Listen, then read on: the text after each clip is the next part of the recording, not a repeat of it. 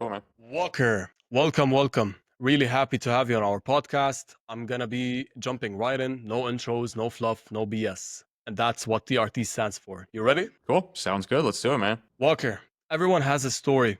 I wanna know yours. Mine started 6 years ago, a little over actually.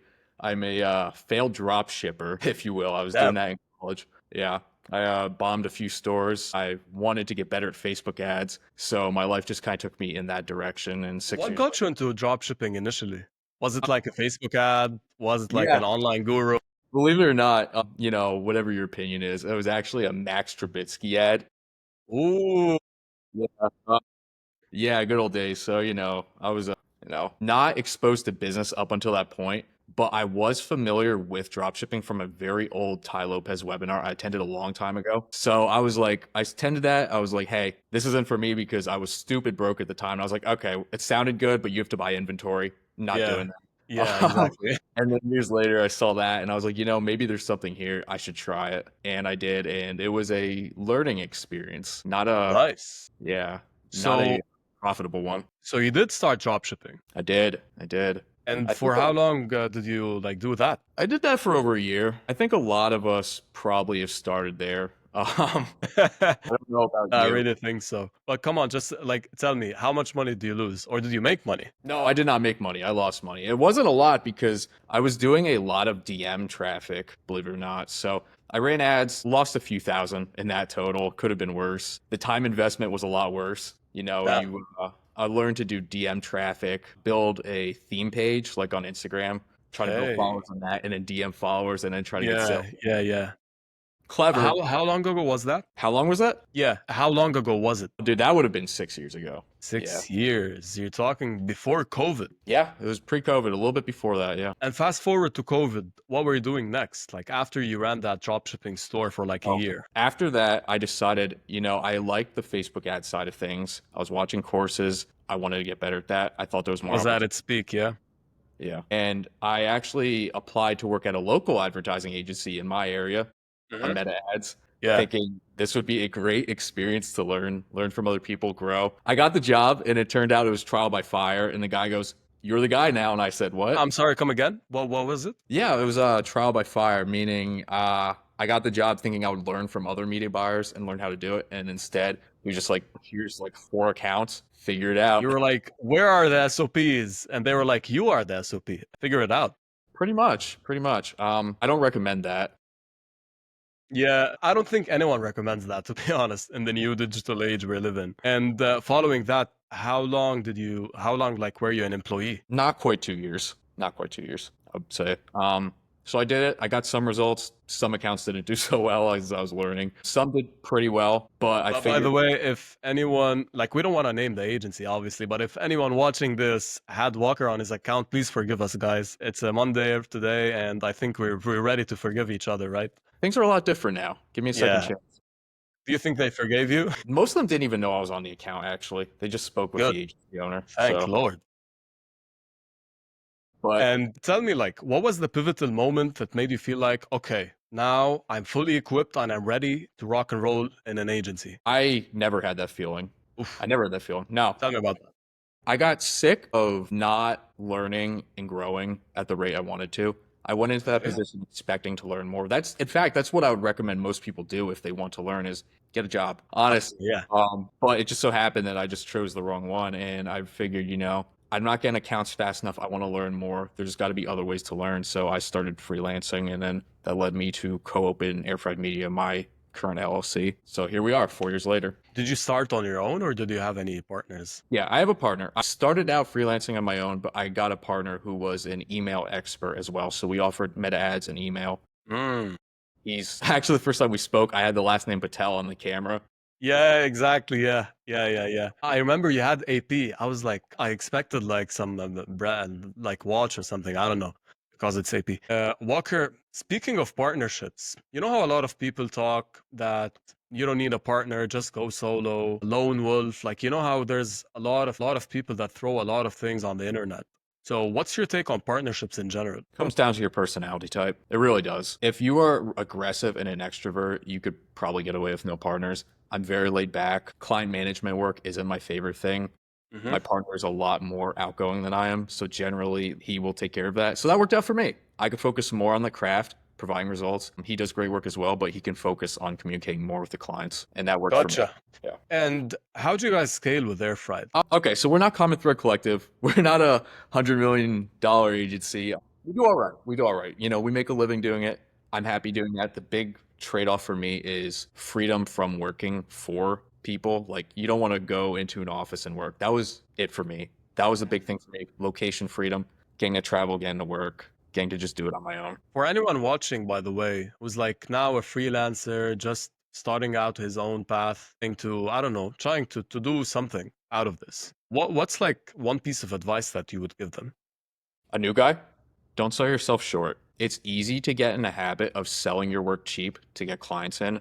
Do it once, don't do it again. It is easy. That was the mistake we made is because we never stuck to a single industry. We worked so much in ecom. We worked in so many different business models. Don't sell yourself short. You know what you're doing, even if you've never worked in an industry before. If you know your service as a whole, like your skill set, you'll figure it out. Go up your price, like triple it, and you'll see what happens. It's worth it. Look, right here, I think we're ready for some explosive stuff. You were mentioning triple your price, which is something a guy, he's not so tall, but he has a beard and he wears sandals all the time. Reminds you of anyone? I think he Yes. also wears a nose strip. Yep. I do too. Yeah, I do too, but right now I don't have it. I just ordered today. Anyway, so that same guy, he also says craft $100 million offer and make it like stupid for them to say no. What do you Yeah. think of that? It's a recipe for chaos. The barrier to entry, Wait. You're saying it's a recipe for chaos? it is. It is. It's sounds good for some people. It works out very well. Most people, it does not. As a whole, our market has a very low barrier to entry. You can go and say, "I'm a media buyer now," and have never worked on an account. You can sell people on There are a that. lot of them. There's a lot of them. And that's great. That's great. But the problem is now all these people believe that you need these irresistible offers where you're telling clients, hey, I'm going to get you 30 clients in the first 60 days, or you don't pay me and I'll give you $500. And there's a lot of those offers now. And people are starting to see those and realize, oh, maybe that's the standard for service. And maybe there's no risk involved in my business and advertising. Mm. And that's nice, but that's not business as a whole. And if you're a business owner, you should know that. And do you think that affects the entire agency space as a It whole, does. collectively? It does. And I've had some amazing clients and people I love to work with, but I'm seeing Come more and on, more. Walker. You were just telling me a week ago you're firing everyone and I you're still have getting rid. I still have some clients. We're moving out of that space because it's tiresome. Yeah, It's for not sure. I'm exciting just kidding. anymore. But yeah, no, as a whole, more and more people say that, more and more people expect that. You see ads for them probably every day of some sorts. And it's causing issues in like I have a lot of friends in the space too who are noticing the same thing. And people come in with unrealistic expectations, and that's bad. People say, if you're good at your job and you can provide good results, you should be able to guarantee those things and get the job done. Yeah, maybe. But it seems more so like you're afraid that you're not going to get the job done. So you're just going to tell them anything in order to get them on and then have no risk. Look, I think it's a double-edged sword. You know Daniel G? Daniel G. He's a sales guy. He talks on a lot of conferences and he's a sales guy and he offers sales training and stuff like that. So once he gets this objection, usually the way he tackles that, he says, "But why are you quitting before even starting? Like why do you need a guarantee?" Which Right. makes sense. But at the same time, like on the other hand, on the other side of things, the business owner would simply ask you, like, if you're actually that sure that we're gonna hit those KPIs, why not give me a guarantee? So what do you think about that? I think that's going to be a nightmare client to work with. They're coming Have in you with, had clients like that? yeah, we've had clients like that. Clients come in with unrealistic expectations, and every account is different. Every business model is different. Their unit economics are different. It's hard to tell them exactly what they're going to get out of it. And if they're coming in saying they want a guarantee, they are probably going to make your life miserable. They just have the wrong mindset. If you're a business owner, there is risk involved. And advertising right now is the best it's ever been. It's the most accurate it's ever been. It's the most powerful it's ever been. But it's not without any form of risk. Even billion-dollar companies launch campaigns now with more resources than you, me, and everyone we know combined to launch advertising campaigns. And sometimes they flop, even if they look Yeah. good. That's Exactly. advertising. Exactly. Walker, speaking of back clients, I want you to go back in time since I know that you're currently transitioning to Done With You, right? I want you to go back and I want you to go back in time and remember that one client that was a nightmare. Constant Slack notifications, emailing you everywhere, calling you on WhatsApp, I don't know, sending you a note with a pigeon, like that, the annoying client. Tell me more about that. So there you go. If you want to give advice to people who are just starting, set communication boundaries. Those types of clients will message you at 11 o'clock at night. They will watch accounts. They will freak out on day-to-day fluctuations, even if you zoom out and performance is fantastic on a 7-day window. If things drop off one day, could be any number of reasons. Markets fluctuate, they're dynamic. They freak out. They send you messages like 11 o'clock at night saying, hey, what the F happened? What's going on with the account? You don't want that. You need to set communication boundaries with these people. What would you tell them? It's like you're speaking on behalf of the agency owners. You're like the president of the agency owners and you're talking to the other army of clients. What would you tell them?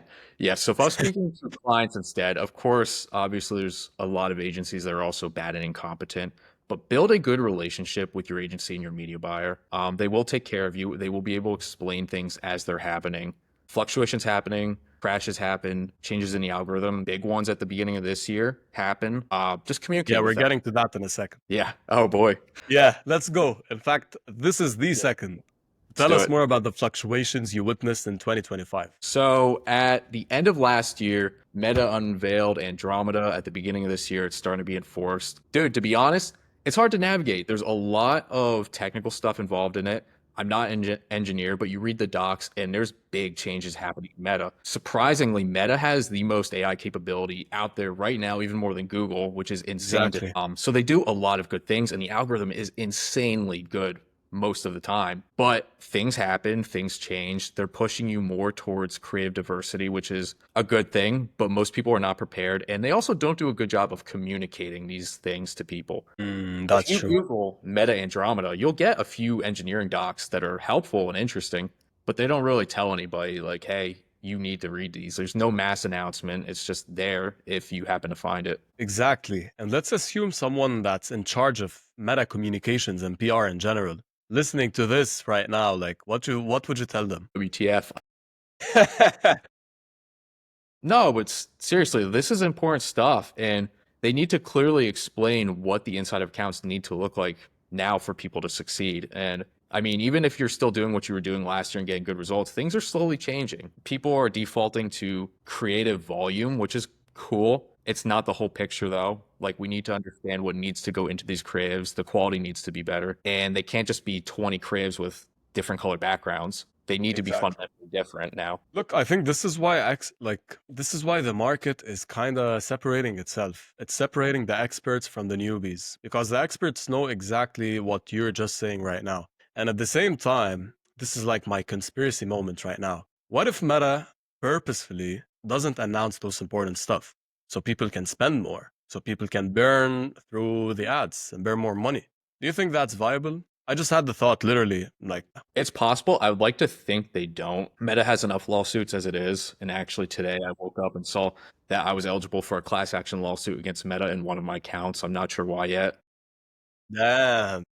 You would think they would not do that. But if they're anything like Google, there's a chance that they just leave things out conveniently because it's not wrong. Like they're allowed to just not tell you, but it Exactly. is a little I mean, it's not unethical. illegal, right? Yeah, exactly. Now, if we were to dive into technical stuff, and this is a question that I honestly love, like you see a lot of people on Twitter, on YouTube, on everywhere else on the internet, they tell you, no, don't do CBO, do ABO, no, do advantage shopping, try this, try that. Like, what's your take on all of that? Let's end this right here, right now. I think you're focusing on the wrong stuff. If you're having those conversations that much online, you're not worried about the stuff that actually moves the needle. I can confidently tell you right now in all my accounts, I have certain accounts where I'm running ABO campaigns, other campaigns where I'm running CBO campaigns. I have reasons for doing them, but I know if I flip the script, I would still be able to get similar results with the structure. I do not think it's that important anymore. I don't. I know people who launch only cost cap campaigns. I know people who refuse to do them and they both get extremely good results. There's so many other factors involved in a brand success That is just like a small lever, small lever. Creative strategy and ad strategy are like so much more important than how you set up your campaign. Unless you go, I'm just going to run a clicks campaign and you're optimizing for that, obviously that's a technical issue, and then that's big. That's going to cause results to be non-existent essentially. But if you run an ABO or a CBO, there's not going to be that big of difference. So what you're saying, like, who cares end of day as long as you're doing what works, Yeah. right? Who cares? Exactly. Speaking of, they're all gonna work and Meta is very advanced and all of that. Like 2 years from now, would you see media buyers non-existent? That's a good question. It's less essential, and that's why a big part of my focus now is moving towards done with you and creative strategy, research, designing ads, planning ads. I think it's all fundamentally more important than the media buying itself. Right now, meta media buying, not so much Google. Google's confusing as hell for new people, Yeah, but exactly. meta media buying, most people are just scared of the dashboard. It's not that hard. You sit down, if you really want to teach someone who's never run ads before how to do it in an hour, they can get the gist of it. Genuinely. Yeah, 100%. That's true. As you mentioned, like the dashboard sometimes might come across as scary for someone who is not really used to it. But at the same time, like I'm still in my conspiracy moment and it's genuinely top of mind thinking right now. I was gonna ask you, like, do you think AI is gonna take over the entire ad accounts? But then I thought, like, AI is not really gonna, if it has all of this data and all of those resources and it has access to all of like everything you've run before, it's not really gonna miss much, isn't it? So that's funny you say that. Someone sent me an article earlier about how Meta's trying to push for essentially no media buying, just like all AI. You just tell it what you want and it'll make the assets for you. Like it'll generate the assets, but it's far from doing that. I know if you go, you see the automatic enhancements in Meta, you put in creatives and it gives you other Exactly. similar creatives like that. Yeah. They're not good. The copy's okay, that's fine, but AI To be doesn't honest, I don't think understand. it's okay. But yeah, Yeah. A lot, yeah, it's depends. It's not that great, but AI doesn't understand emotion and it can't replace how people process emotion. It does a good job with NLP analysis, which is cool. It helps in research, helps with planning, but it's not human and it doesn't know how people react to certain things. That's the most important thing. So you're still going to need people. It's going to weed out a lot of people that shouldn't be in the market and it's going to make a lot of people's lives easier and it'll make people who are good even better, but I don't think it's going to replace people at all. I would genuinely like to believe literally everything that you're saying because I'm very big on people, emotions, relationships, and all of that. But at the same time, like, would AI really not adopt the way we think and the way we process things? Like, if you go to ChatGPT right now and you tell her, "Hey, I just broke up with my girlfriend, and she's telling me this, that." What do I reply? Genuinely, like, give it a shot and try it. Maybe after this episode, it would literally give you exactly what to do and what to. You can even tell her act like XYZ person, and she tell you the exact framework of how would that person, for example, Jeremy Miner, he's a say an NAPQ. I don't know if you know him. It's great, yeah. Yeah, exactly. So if you tell him act like Jeremy Miner and write me, I don't know, an emotional like stuff like that, it would actually generate a script. So do you really think that no, it wouldn't understand emotions and the way humans work? Not to the level we do. It can't feel it. It does a very good job and it does write compelling copy if you frame it that way. But if you say, "Hey, my girlfriend's mad at me. Help me write an apology text message," it knows about a lot of people's girlfriends. It may not necessarily know about your girlfriend. That's true. You might send the text and she'll be like, "This doesn't sound like you. This is really freaking weird. Like, stop texting me." But Dump that bitch. Yeah. so I think it'll get us most of the way, but not all the way. I really wish that I can fully believe that because it would literally help everyone sleep better, right? Probably. Yeah, we're all afraid that we're going to be replaced, but if we're all replaced, then what, right? Yeah. Exactly. Walker, do you look at the journey that you had? It's like the rocky journey that you've stumbled across a lot of hurdles and roadblocks, or was it like just a chill path in the No, entrepreneurial space? no, dude. I hit every branch on the way. You hate it? You hate it? No, I don't hate it. I wouldn't change it. It has not been an enjoyable journey up to this point. Between trying things on my own, between choosing the wrong agency to learn from, between selling myself short and just trying to get clients, doing anything I could to get clients. The best things you can do, man, really, like I said, if you're learning, get a job in a space, work for a good agency. Don't buy courses, pay for people's times, consultations, one-on-one mentorships. they're worth it. And just try raising your prices. Just value yourself more, and you will attract more of the right people. You don't want people who are risk averse or panic over everything. Exactly. And did you ever think, like in the past 5 years, did you ever had the thought that maybe this isn't for me? Yeah. Oh yeah, dude. Imposter syndrome's real. It sucks. But when you realize like how passionate you are about, for me, I'm a learner. I'm curious. I do this because there's a part of me that, as much as there's a lot of things I don't like, I really do like it fundamentally. But for me, what I need to do and what I feel I need to do is just pivot more into the parts of this industry that I like. I enjoy research. I enjoy creative strategy. Yeah, yeah, it was about it was about the journey and the hard blocks, and if you ever thought, okay, so I'm gonna go again. Walker, in your 5 year journey, did you ever feel like maybe this isn't for me? Yeah, imposter syndrome is real. It's awful. I probably have. I'm sure you felt it at some point too. Like, how long have you been doing this? 5 years, almost the same amount of time. Yeah, it happens, man. It happens to the people who are the best in the industry. It's just part of this growing experience.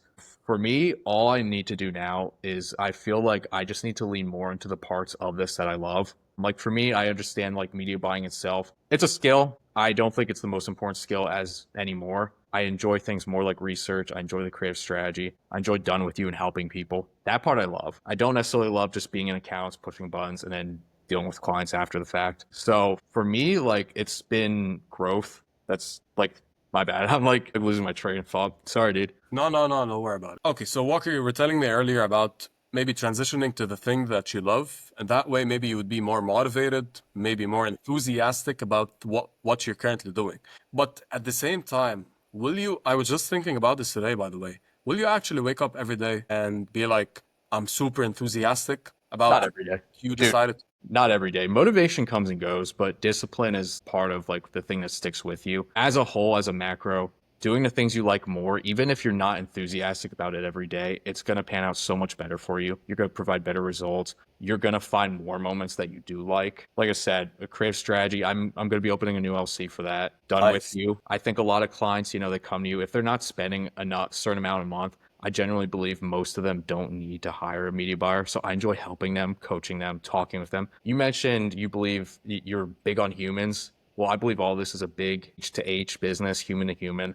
I like connecting with people. You're stealing my words, brother. Pretty much, maybe on every meeting when I meet someone new, I always tell them whatever business you're in, you're always going to be in the business of dealing with humans. Exactly. You're always going to be in the business of dealing with people. And once you actually understand that with your team, with your clients, with your prospect, with like everyone included, you're pretty much dealing with humans. And once you actually get the gist of it, you're going to definitely 10x what you're doing. Walker, I think we're coming to it saddens me to say we're coming to the end of this episode. I really enjoyed my time over here. You've got 15 seconds. You're leaving Earth. It's like you're leaving Earth right now. You're evaporating. What would you tell the entire humanity right now before you leave?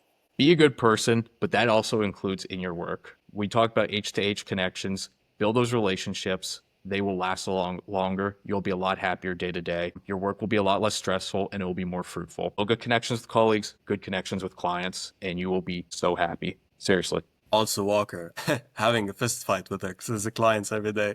Just kidding. And the one last thing, because I really feel like just like everyone in the space, everyone has a story, and you told me like you've come a long way. What would you tell Walker like 5 years ago? You're walking down the street and you see your old self. How old are you right now? 28. 28. So you see the 23-year-old Walker walking down the street, I don't know, just with a backpack on and going to work, I don't know, to that new agency. It's his first day at work. What would you tell him? Invest in Bitcoin. No, find a good mentor. Find a good mentor, listen to them. Don't be afraid to spend money in the right places. You buy a lot of dumb resources, courses, templates online. None of it will make you better at what you do. You want to ride the coattails of someone who's been there, done that, and is currently doing that. Awesome.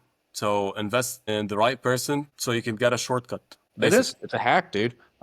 Buying people's time for an hour, sometimes it's worth more than a $2,000 course. Walker, it was a very fruitful conversation, and this is the end of the podcast.